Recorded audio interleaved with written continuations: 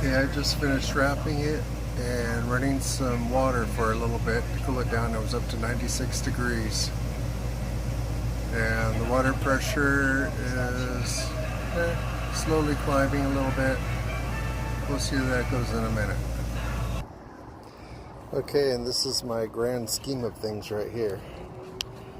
That's the water filter all wrapped up right there that my shadow's hitting. I don't know if you can see my finger. I don't know.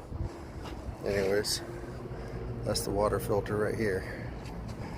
Then I wrapped up the pipe coming out of the ground. Then I put all season wrap around the hose all the way till it gets over there in the shade. And so we'll see how that does. We'll see if that helps at all. I'm going to go back in now and check the water temperature. Okay, back inside, and it's climbed to 87.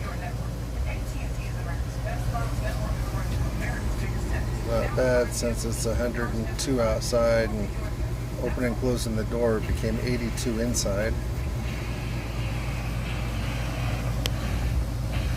And the water pressure is staying around 59, which is perfect actually.